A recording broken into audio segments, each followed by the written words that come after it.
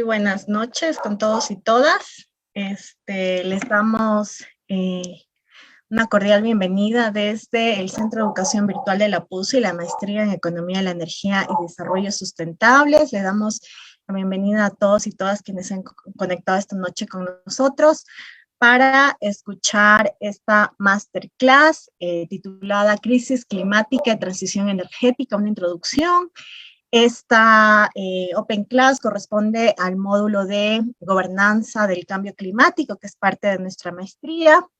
Nos acompaña para esta Open Class el doctor Ignacio Sabatella. Él es magíster en investigación en ciencias sociales y doctor en ciencias sociales de la Universidad de Buenos Aires. Actualmente es investigador del CONICET, con sede en el área de Relaciones Internacionales de la Flaxo Argentina, donde además es docente de posgrado. Sus temas de especialización se vinculan a la energía y cambio climático desde un punto de vista de la economía política internacional, la integración regional y las políticas públicas a nivel nacional. Ignacio tiene muchísima experiencia en el área de cambio climático y transición energética. Nos va a acompañar esta noche y le damos la bienvenida. Muy buenas noches, Ignacio. Un gusto tenerte con nosotros el día de hoy.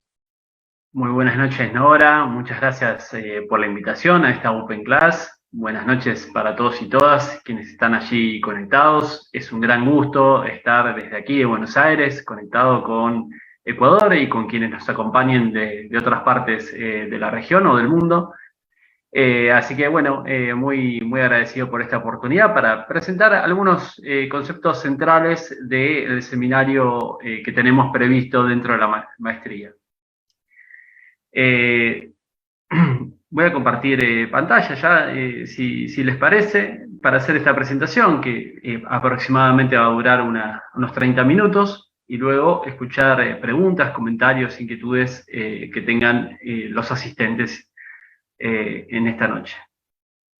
Bueno, como decía Nora, el título de la charla de hoy es Crisis Climática y Transición Energética, una introducción, con la idea de vertir conceptos centrales, además de una conceptualización propia en cuanto al problema y al vínculo entre cambio climático y energía, que como veremos es muy fuerte, y no solo entenderlo desde algunos datos a nivel global, sino también entender algunos datos respecto a América Latina y el Caribe, nuestra región. Nos interesa siempre tener presente esta visión de dónde se ubica nuestra región en términos de este problema. Comencemos por una definición de la crisis climática.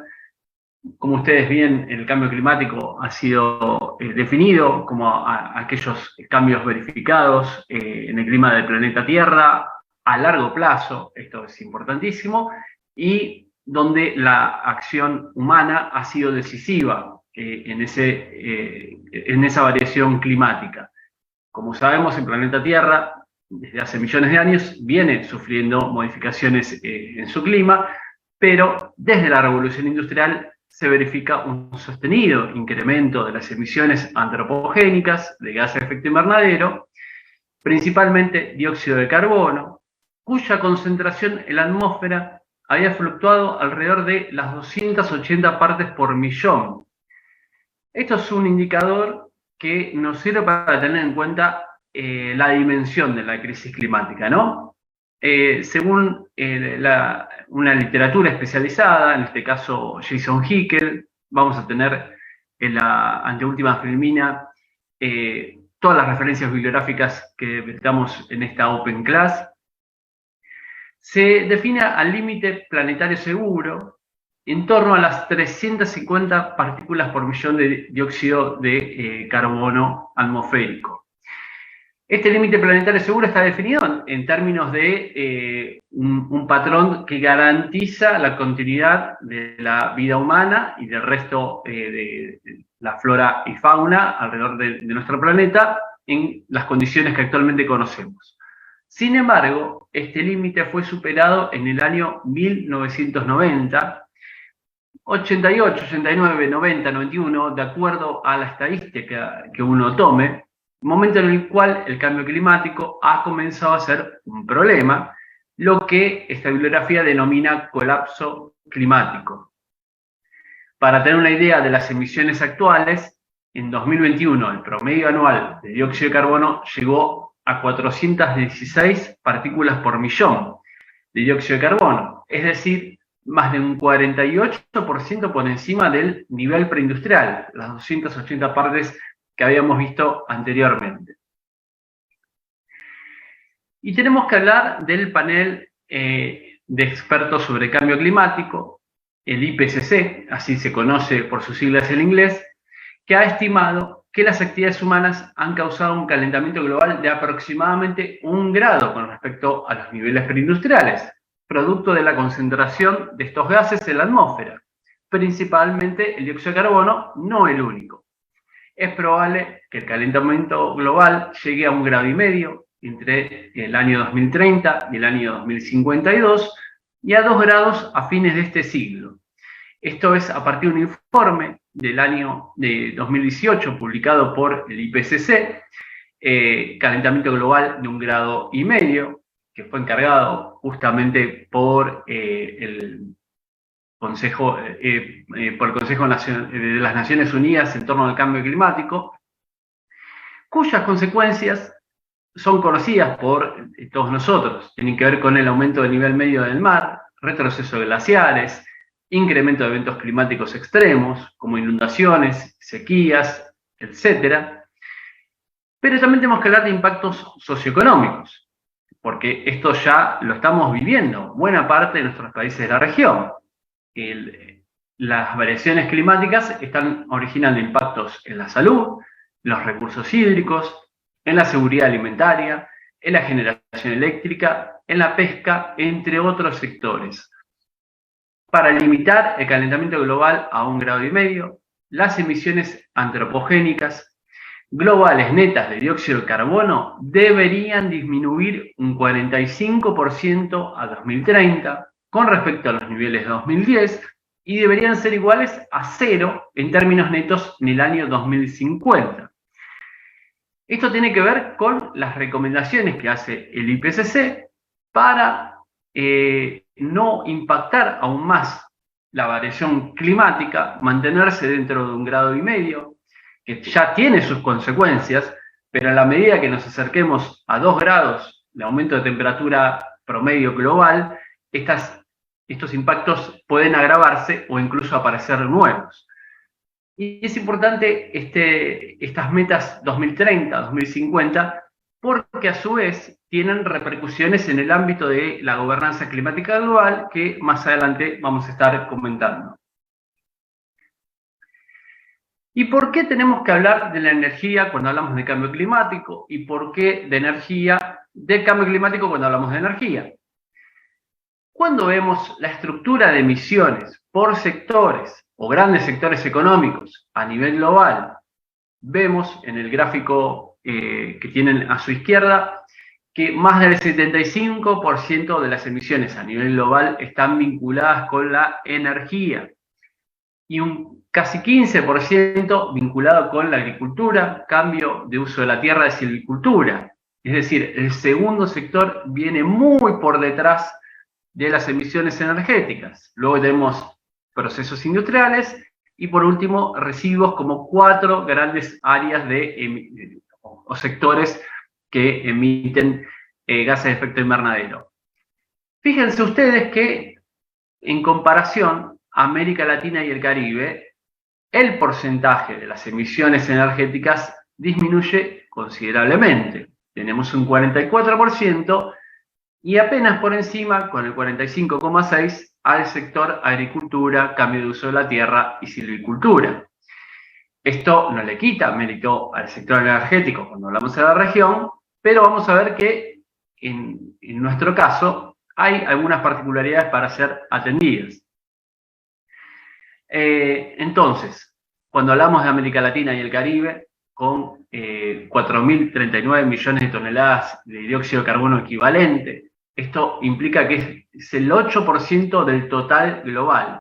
Un porcentaje similar a la participación demográfica de la región. Es decir, si tenemos en cuenta población y emisiones, la participación de nuestra región es prácticamente igual. Esto es un dato que vamos a ir avanzando en las diapositivas siguientes para hacer una reflexión general sobre el rol de nuestra región. A su vez tenemos que hablar de los subsectores dentro del sector energético, porque les decía que es un gran área en el cual se miden, pero adentro hay subsectores con sus particularidades también. Cuando hablamos de las emisiones del sector energético a nivel mundial, están encabezadas por la generación eléctrica, con el 42%, y el transporte en el segundo lugar con el 22%. En cambio, cuando vemos a América Latina y el Caribe, el transporte explica el 34% y en segundo lugar la generación eléctrica con el 30%. Y esto tiene un porqué, tiene una explicación que vamos a ver a continuación. Antes, hacer un comentario de cuál es la trayectoria histórica del sector energético global para entender su incidencia en la crisis climática. Y para eso tenemos que hablar del régimen energético fósil. Un régimen que sin duda fue acompañando la revolución industrial, no necesariamente la explica, pero sí explica la velocidad de los cambios a nivel productivo y de comercio que generó a partir del siglo XIX. Y para eso tenemos que hablar de tres fuentes fósiles claves: el carbón, el petróleo y el gas natural. El carbón, la primera fuente fósil en hacer irrupción en la matriz energética global. Vemos en el gráfico izquierdo cómo predominaba el uso de biomasa tradicional a nivel global, y el carbón, que empezó a usarse para motores a vapor, que impulsó de manera decisiva la revolución industrial, especialmente la industria británica, recién desplaza a la leña con el 55% hacia el año 1910. Y esto nos da una pauta de la lentitud de las transiciones energéticas que también a continuación vamos a definir. A su vez, hacia fines del siglo XIX tenemos que hablar de la electricidad. A partir del desarrollo de una nueva serie de adelantos tecnológicos, hacia fines del siglo XIX y principios del siglo XX, se expandió su uso con el carbón como principal combustible. Y como vamos a ver, el carbón sigue siendo a día de hoy la principal fuente de generación eléctrica a nivel global. En segundo lugar, tenemos que hablar del petróleo. Su uso en los motores de combustión interna fue decisivo durante las dos guerras mundiales. Por ejemplo, tenemos que hablar del cambio decisivo que hizo la Armada Británica durante la Primera Guerra Mundial, a instancias de Winston Churchill, que ordenó que los barcos ingleses cambiasen su combustión del carbón al petróleo, logrando una ventaja decisiva en cuanto a velocidad y aprovisionamiento. Esto en la Segunda Guerra Mundial también fue estratégico. Los vencedores, entre otros factores que ayudaron a triunfar en la guerra, estuvo el aprovisionamiento de petróleo barato.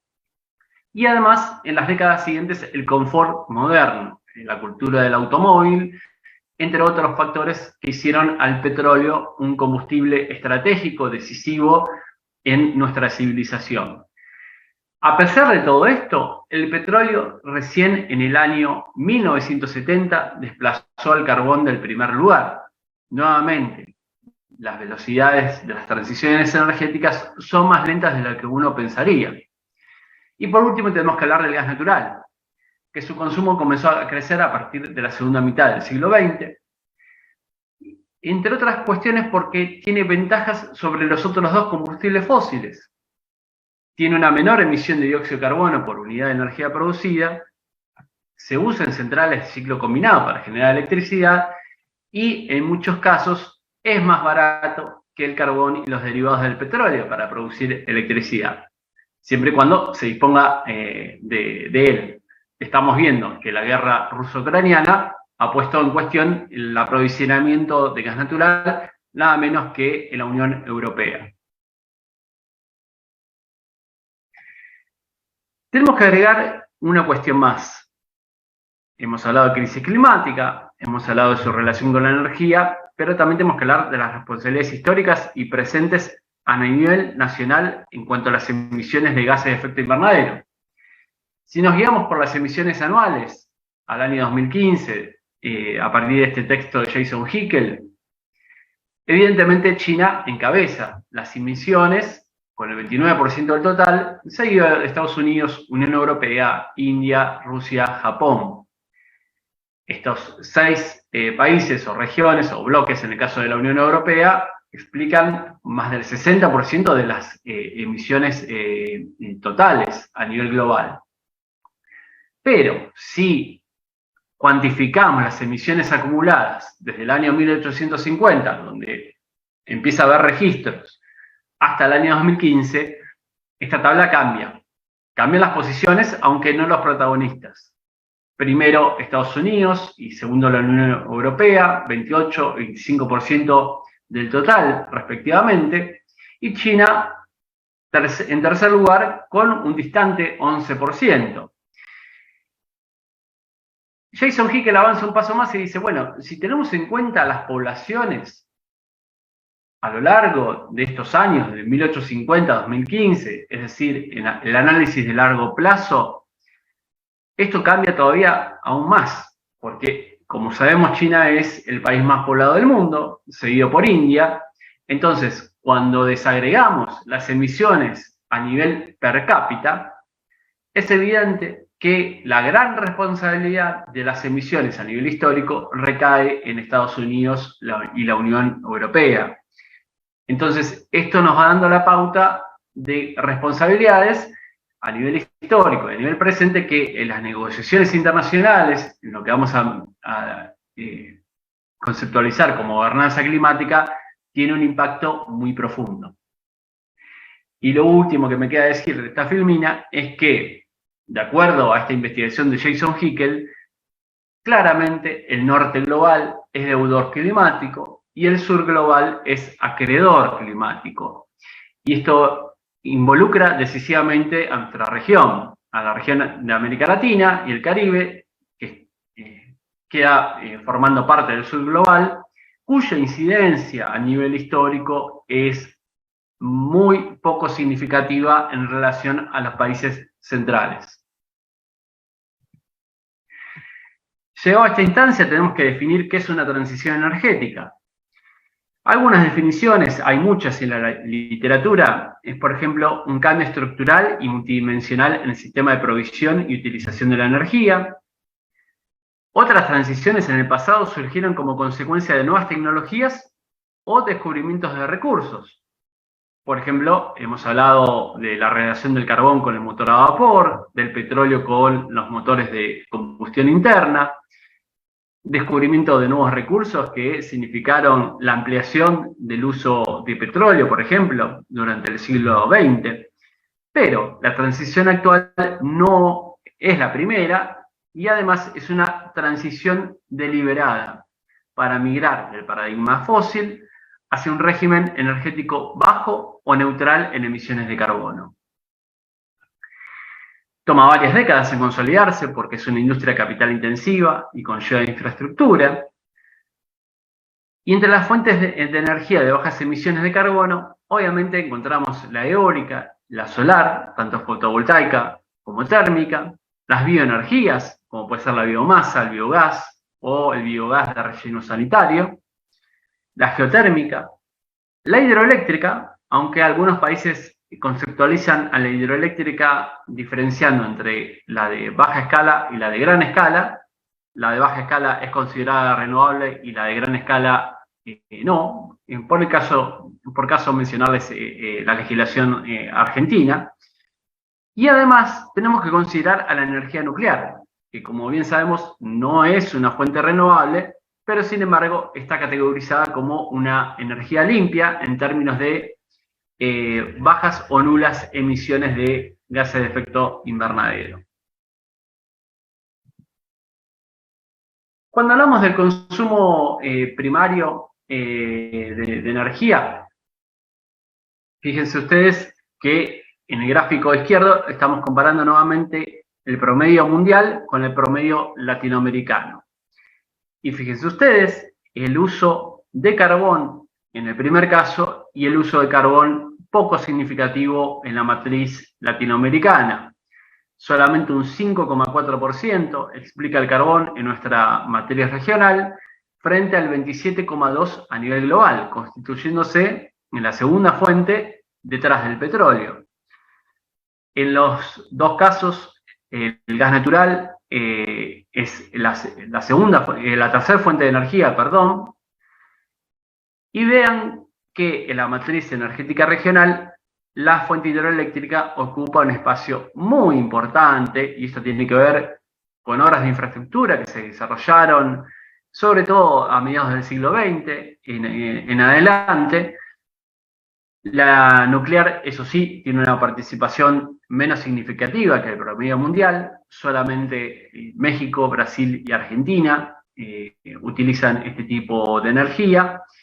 Y en términos de energías limpias, si sumamos renovable, hidroeléctrica y si sumamos hidroeléctrica, nuclear y renovables, en la región suman el 25% y en el mundo solo el 15%. Es decir, cuando hablamos de la matriz energética regional, estamos hablando de una matriz relativamente limpia en relación al promedio mundial. Por supuesto que las realidades nacionales son muy distintas y tenemos países que han avanzado muchísimo en una matriz energética de bajas emisiones, por caso Uruguay, o por caso Brasil, que tiene una gran participación de la energía hidroeléctrica. Y en otros casos tenemos menos avances, como puede ser, por ejemplo, Argentina, donde el gas natural tiene una presencia muy predominante en relación a las otras fuentes. Continúo. Cuando hablamos de generación eléctrica, vemos que a nivel mundial el carbón representa el 35%, esto es datos del año 2020, mientras que en Latinoamérica solo el 6%. En el mundo, el carbón es la primera fuente de generación eléctrica, y esto lo vemos sobre todo en China, en India, pero también lo vemos en Estados Unidos con una participación muy importante, en Japón, en Corea del Sur, en Alemania, es decir, países fuertemente industrializados siguen utilizando al carbón para generar energía eléctrica. En cambio, en nuestra región, la hidroelectricidad es la primera fuente con el 43%. En ambos casos, el gas natural es la segunda fuente. Y como decíamos, la nuclear tiene un menor peso en la región, aunque las renovables no convencionales superan al promedio global. Esto para tener en cuenta. También hemos realizado algunas investigaciones vinculadas a los 5 años que van en el periodo 2015 a 2020. Nuestra región, y particularmente Sudamérica, ha transitado más velozmente hacia las energías renovables que los países centrales. Esto es muy curioso porque, sin embargo, los países centrales, que son grandes proclamadores de la necesidad de mitigar los efectos del cambio climático y, como ya hemos visto, son grandes responsables de las emisiones acumuladas, no están haciendo los mismos esfuerzos que, por ejemplo, los países de nuestra región. Cuando hablamos de las emisiones, particularmente del sector energético, tenemos que hablar de, sobre todo China, decíamos, por una matriz fuertemente encabezada por el carbón, lo mismo que India, pero también Estados Unidos es un gran emisor en su sector energético, a pesar de depender menos del carbón que China o India. Y entre los 20 primeros en esta tabla que ven a la izquierda, figuran México en el puesto 12 y a continuación Brasil con el 1,3 y el 1,2% del total. Se trata de, por supuesto, las economías más grandes de la región, de los países más poblados de nuestra región, y tienen su participación en esta tabla. Pero si ustedes se fijan bien, en comparación con los primeros 5 grandes emisores, los países de nuestra región están muy por detrás en términos absolutos. Y hablemos un poco de la gobernanza climática internacional que mencionábamos antes. Tenemos como antecedentes que hablar del año 72, cuando se desarrolló la Conferencia de las Naciones Unidas sobre el Medio Ambiente Humano en Estocolmo, la creación del Programa de Naciones Unidas para el Medio Ambiente, más conocido como NUMA, o PENUMA, de acuerdo a quien quiera pronunciarlo de una manera o de la otra. En 1988, la Convención de Toronto sobre Cambios en la Atmósfera, la creación del Panel Intergubernamental sobre Cambio Climático, el IPCC, que hemos mencionado antes. En 1992, la creación de la Convención Marco de las Naciones Unidas sobre Cambio Climático, que fue ratificada 2 años después, luego de haber sido concebida en una cumbre en Nueva York y con la continuidad de Río de Janeiro 1992, que significó una cumbre muy importante dentro de esta gobernanza ambiental internacional. Pero cuando hablamos de la climática, particularmente, nos referimos a la Convención Marco de Naciones Unidas.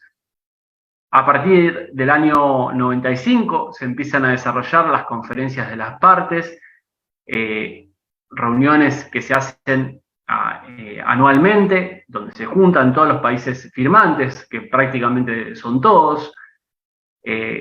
Tuvimos la entrada y salida, y nuevamente entrada de Estados Unidos, de acuerdo a el régimen gobernante. Saben ustedes que cuando gobernó Trump, Estados Unidos hizo el proceso para salir de la Convención Marco, pero ese proceso se demoró, y una vez que llegó Biden a la presidencia, Estados Unidos ratificó su pertenencia a la Convención Marco y al Acuerdo de París, que vamos a mencionar a continuación. En el año 97 tenemos que hablar del Protocolo de Kioto, que tuvo una importancia decisiva durante la década del 2000. Y aquí tenemos que mencionar una diferencia muy importante con el Acuerdo de París del año 2015. Mientras que el primero tenía un enfoque top-down y solamente estaban involucrados países centrales, el enfoque top-down quiere decir que la Convención Marco decidía qué esfuerzos de reducción de emisiones tenían que hacer esta lista de países centrales. En cambio, el Acuerdo de París tiene un enfoque bottom-up. Esto quiere decir que todos los países están involucrados y que cada país define sus propias metas, define sus propios compromisos ante la Convención Marco de las Naciones Unidas. Ahora vamos a ver algunas particularidades del Acuerdo de París, pero este es un cambio decisivo, un giro de 180 grados dentro de la gobernanza climática internacional, donde el foco pasó de estar en unos pocos países a estar de alguna manera disperso en todos los países de nuestro planeta Tierra. ¿De qué se trata el Acuerdo de París? Es un acuerdo legalmente vinculante entre prácticamente todos los países, como decíamos, con el objetivo de reducir las emisiones de gases de efecto invernadero para limitar el aumento promedio mundial de la temperatura, muy por debajo de los 2 grados centígrados y tan cerca como sea posible de 1,5 grados. Esto siguiendo las recomendaciones del IPCC que comentábamos anteriormente.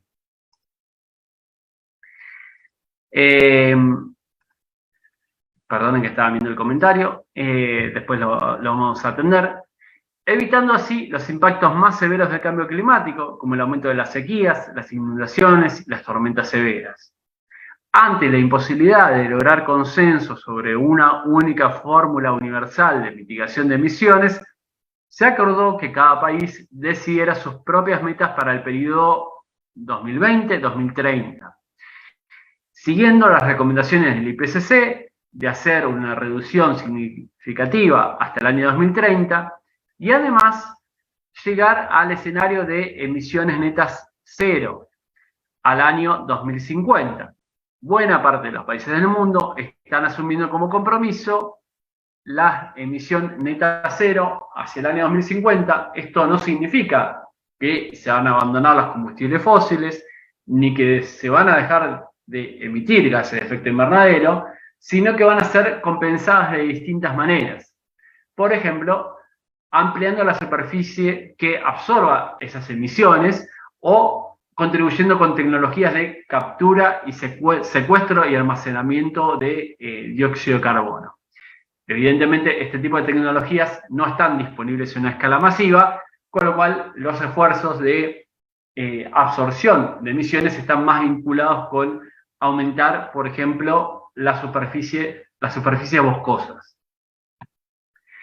Y además, el Acuerdo de París definió lo que se llaman las contribuciones determinadas a nivel nacional, NDC en inglés, que una definición posible es un plan climático que tiene como objetivo reducir las emisiones de gases de efecto invernadero, teniendo en cuenta las circunstancias y capacidades nacionales. Es decir, cada país firmante del Acuerdo de París tiene que presentar estos NDCs, que se tienen que renovar cada 5 años, y que además se espera que tengan una progresión para aumentar la ambición de los objetivos. Es decir, cada 5 años cada país debería aportar metas más ambiciosas en las reducciones de emisiones de gases de efecto invernadero.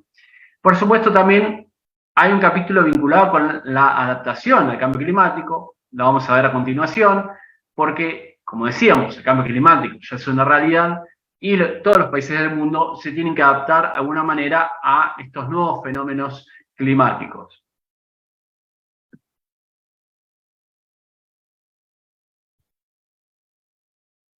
Volvemos a la región, América Latina y el Caribe, y tenemos que hablar de vulnerabilidad.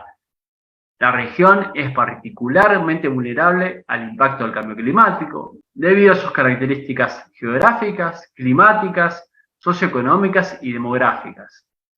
Un ejemplo de eso es la gran sensibilidad de sus activos naturales, como los bosques y la biodiversidad ante ese cambio. Se estima que hacia el año 2050, el costo económico del cambio climático en nuestra región va a representar entre el 1,5 y 5% del PIB regional actual, por la suma de las pérdidas agrícolas y de generación hidroeléctrica, los vectores transmisores de enfermedades y los fenómenos extremos, entre otros factores destructivos. Esto de acuerdo a un informe de la CEPAL, que vamos a estar citando al final, de Alicia Bárcena y otros autores, del año 2020. Tenemos que hablar de adaptación también en nuestra región. Ante la mayor frecuencia de los fenómenos climáticos extremos y la trayectoria inercial de las emisiones, probablemente conducirá a un aumento de la temperatura de al menos 2 grados durante el siglo presente. Es inevitable implementar procesos de adaptación para reducir los daños esperados. Sin embargo, la adaptación tiene límites, enfrenta barreras y puede ser ineficiente.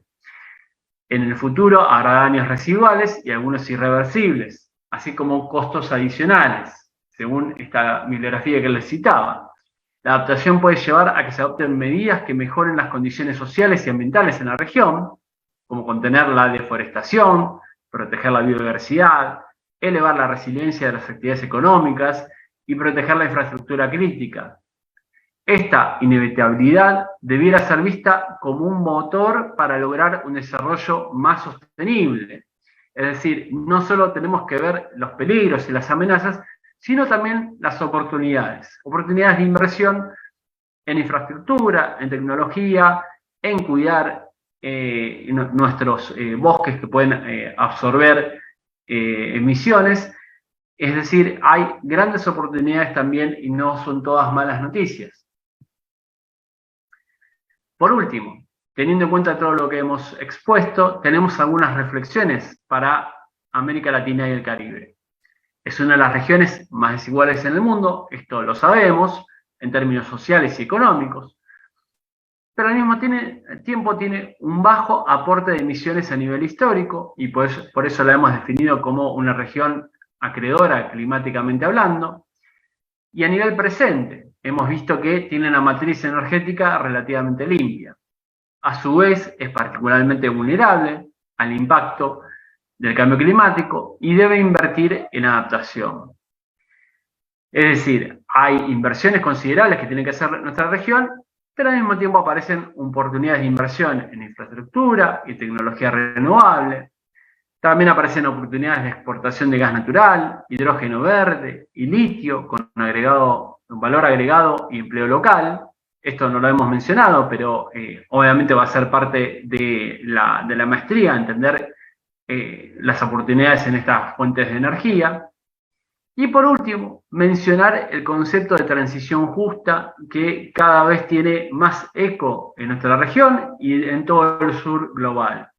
Este concepto puede mediar entre las aspiraciones de desarrollo en la región y la necesidad de mitigar el cambio climático. Es decir, los países de la región están asumiendo compromisos de reducir emisiones, pero al mismo tiempo necesitan desarrollarse por ser una de las regiones más desiguales, con mayor cantidad de pobres en términos relativos y con grandes urgencias sociales.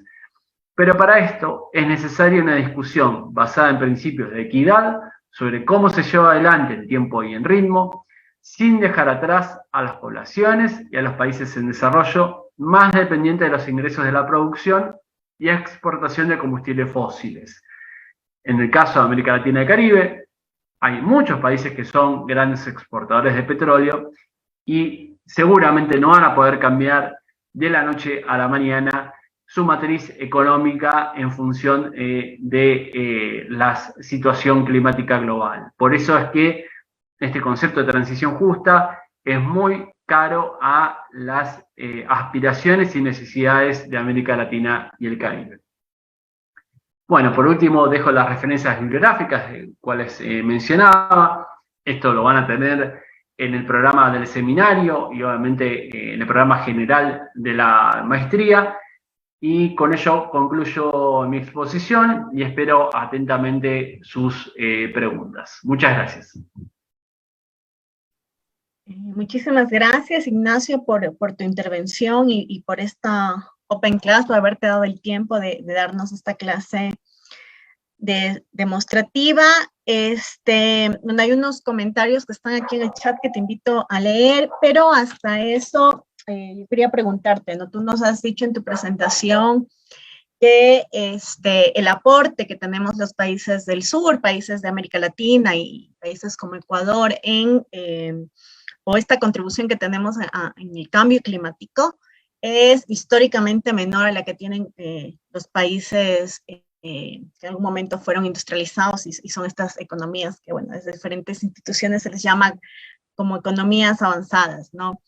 Entonces, si esto es así, y ya sé que lo mencionaste en la presentación, pero me gustaría que nos expliques más por qué es tan crucial para América Latina esta discusión sobre la transición energética, pensando en que no tenemos esta responsabilidad tan grande como tienen los países del norte sobre el cambio climático, ¿verdad? Porque si uno mira las noticias y mira el contexto actual, por ejemplo, de la gran crisis energética que están sufriendo los países europeos y en Estados Unidos, uno ve cómo la transición energética de ellos es construir más renovables, también es lo que se nos está pidiendo a nosotros, pero necesitan proveerse de materias primas, como el litio, por ejemplo, y algunos otros minerales que siguen estando en los países del sur. Entonces, uno piensa en lo injusto que puede ser que como parte de esa transición energética, nuestros países sigan teniendo este rol de primario exportadores de materias primas para esa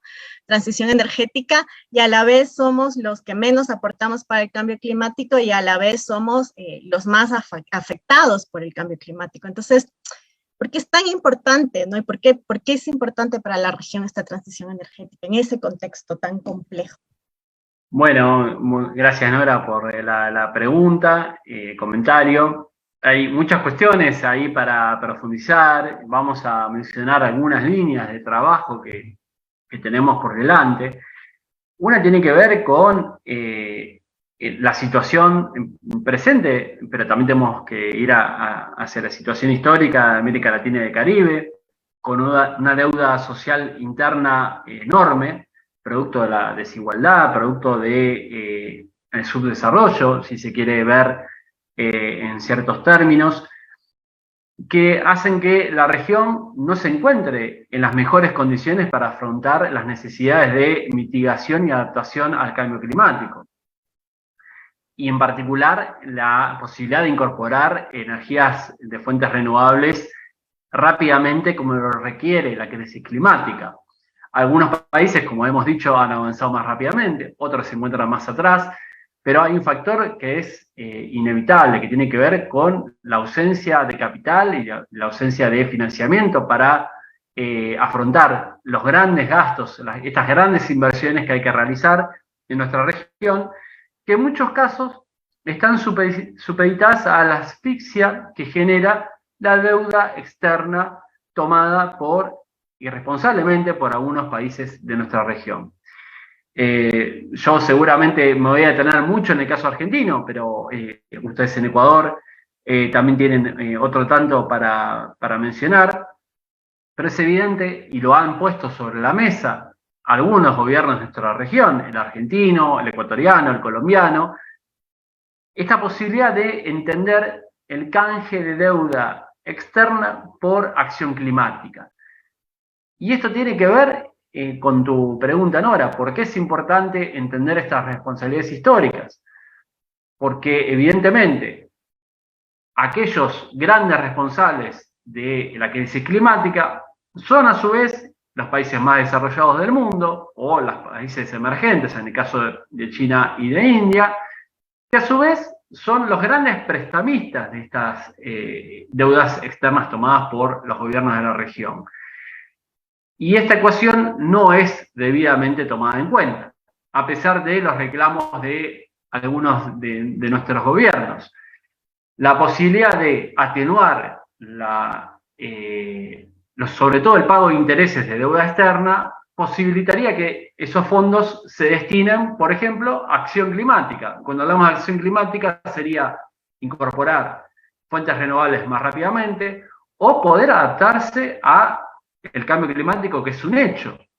Estamos viendo en buena parte de la región que la sequía está provocando una menor generación hidroeléctrica, sobre todo en el cono sur, pero también ha pasado en Colombia, Venezuela.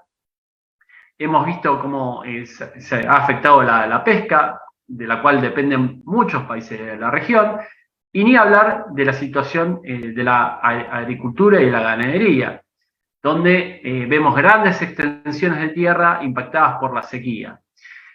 Con lo cual, entender la raíz de este problema es esencial para actuar políticamente en estos foros internacionales. Actuar con fundamento. Uno no dice hay que desconocer todo tipo de deuda, hay que desconocer las necesidades de mitigación y adaptación, sino hacerlo responsablemente. Y hacerlo responsablemente es estar preparados, informados para asumir esas tareas. Al mismo tiempo, completo tu comentario, Nora, nuestra región, en términos de transición energética, tiene grandes recursos, grandes potencialidades que deben ser aprovechadas adecuadamente, si no estaríamos reproduciendo al infinito el modelo primario exportador que predominó desde la independencia de las colonias en el siglo XIX hasta prácticamente el día de hoy. Y por eso decíamos, agregar valor, industrializar nuestros recursos. Vos hablabas del caso del litio, tenemos que hablar también del caso del cobre, que es vital para la electrificación de la matriz energética global, y en América Latina tenemos muchos recursos de cobre también. Otros minerales como la plata, como el oro, etcétera, también son vitales. El hidrógeno verde es aquel que se obtiene de fuentes de energía renovables, y la región está en condiciones inmejorables para producir este hidrógeno verde que puede ser utilizado por las grandes economías centrales. Ahora, ¿es lo mismo exportar meramente el recurso o este vector que es el hidrógeno sin más?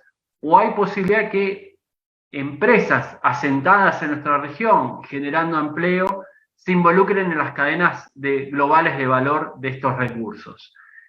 Obviamente no es lo mismo, y esto nos daría la posibilidad de atenuar la gran dependencia que tiene nuestra región de los países centrales. Por eso es que también tenemos que ver como una amenaza y como una oportunidad el cambio climático y la transición energética.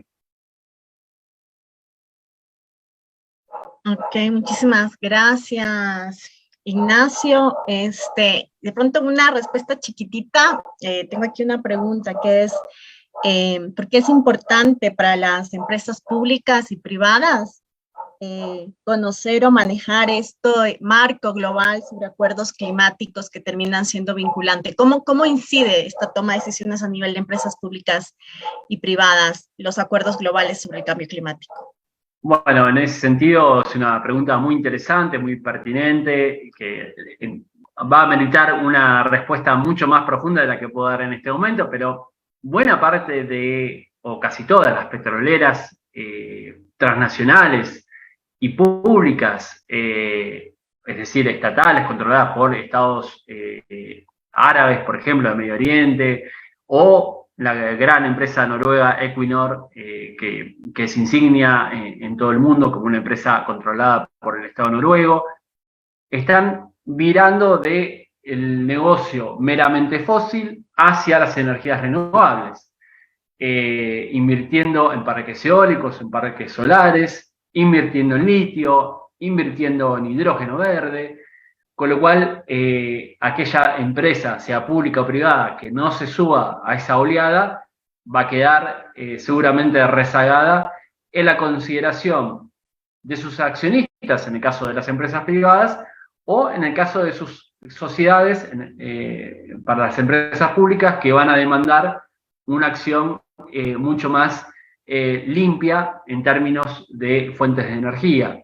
Evidentemente, el negocio de la extracción de petróleo, gas o de carbón no va a desaparecer de la noche a la mañana, pero sí es necesario ampliar la cartera de negocios vinculándose a las energías limpias que definíamos anteriormente. Ok, muchísimas gracias, Ignacio, por tus respuestas, por tu presentación y sobre todo por acompañarnos el día de hoy. A todos quienes están aquí en la sala de Zoom, a quienes nos siguen por las redes sociales, decirles que Ignacio es el docente de la materia de gobernanza del cambio climático, que es parte de la malla de la maestría de Economía de la Energía y Desarrollo Sustentables, ¿no? Si bien escuchamos a Ignacio, como nos decía, ¿verdad? Nos damos cuenta que estamos hablando de cambio climático, de qué lo produce, cuáles son los vínculos con el modelo tecnológico, con el modelo energético que sostiene el sistema de producción global, regional y nacional. Vemos que la energía, ¿verdad? Aparte de lo que mucha gente cree a veces, que la energía solo tiene que ver con electricidad, la energía tiene que ver con la forma en que producimos, consumimos, nos movemos, con la forma en que reproducimos las cosas más cotidianas de nuestra vida, como preparar los alimentos, por ejemplo. La energía es un tema muy, muy amplio. Y si escuchamos su exposición, ustedes habrán notado que vemos cómo termina vinculándose estos temas de cambio climático y energía con la economía. Por eso es que se propone esta maestría de Economía de la Energía y Desarrollo Sustentable. No se puede pensar los modelos de desarrollo de los países en el mundo y los países en el sur como el Ecuador si no pensamos los vínculos entre energía, economía, bienestar y medio ambiente. Entonces, esta maestría que nosotros estamos planteando desde la PUS, desde el Centro de Educación Virtual y la Facultad de Economía, es una maestría que les propone, ¿verdad?, abarcar desde el nivel más general, el nivel global, entender el sistema energético global, entender el contexto internacional desde la economía política, que es un poco lo que nos presenta hoy Ignacio, entender estos vínculos, ¿no?, de producción, consumo, distribución energético, y también es una maestría que a la vez nos plantea entender cómo funcionan, por ejemplo, los mercados eléctricos, cómo funcionan los diversos mercados de la energía, cuáles son las tendencias tecnológicas, tendencias de regulación a nivel global y nacional, y también es una maestría que propone unas materias que también dan herramientas, ¿verdad? Cómo se hace un balance energético, cómo se hace proyección energética a través de una materia que se llama perspectiva energética, y sin dejar de lado nuestra perspectiva humana y vinculada a esto que llama el Papa la Laudato Si, ¿verdad? El cuidado del medio ambiente a través de una materia que llamamos ética del cuidado de la casa común, ¿no? Entonces, esta maestría es una maestría que tiene 12 materias, dura un año, su modalidad es online, con encuentros sincrónicos semanales, ¿no? Con cada una de las materias que tiene este módulo, y vamos a estar arrancando en el mes de abril. Todas las personas que estén interesadas en esta maestría, les he colocado aquí en el chat el acceso a la información. También le vamos a colocar en las diferentes redes sociales a través de las cuales estamos transmitiendo esta Open Class, y pueden comunicarse con nosotros y podemos proporcionar mucha más información. Reitero mi agradecimiento a ti, Ignacio, a todas las personas que han estado esta noche acompañándonos. Muy buenas noches y gracias por acompañarnos el día de hoy. Muchas gracias a ustedes y buenas noches. Buenas noches.